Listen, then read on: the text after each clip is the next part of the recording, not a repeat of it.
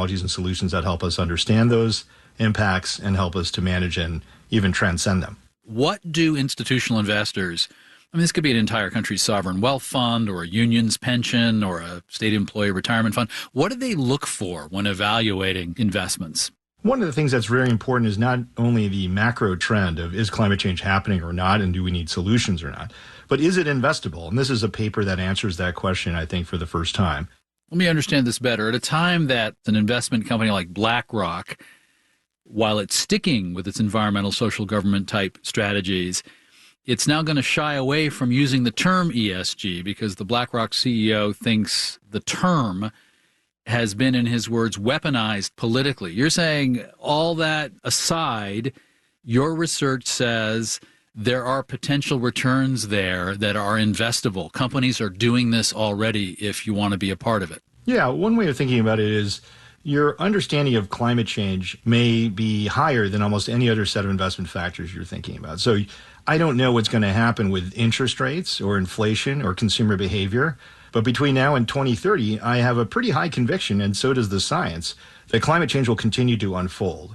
And at that rate, there will be increasing demand for technologies and solutions that help us understand everything from how much wildfire risk we're going to have to what kind of respiratory impact that will have as a result, and where we should be thinking about the supply chain being disrupted, food being produced, water being generated, and even our housing being valued going forward. Most of the companies, it's important to say, today wouldn't call what they do, climate change anything. But they have technologies that help us understand how risks are changing. You'd think that the companies involved would tout the climate benefits. It's interesting that you have to essentially uncover them, do some digging.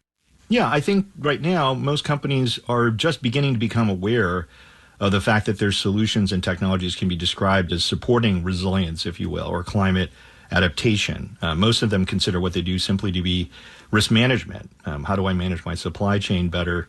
And then how do I start to do that when I now see fires across the Pacific Northwest or even the Texas freeze? I think probably within 5 to 10 years, people will describe what they do as managing climate-related risks in the same way they manage all kinds of other risks. Jay Koh, Managing Director of Lightsmith Group, a climate-focused private equity firm. Mr. Koh, thank you. Thank you very much.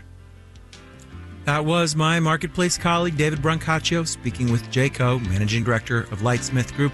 If you miss us on the air, you can always find us on podcast. In New York, I'm Sabri Ben-Achour with the Marketplace Morning Report.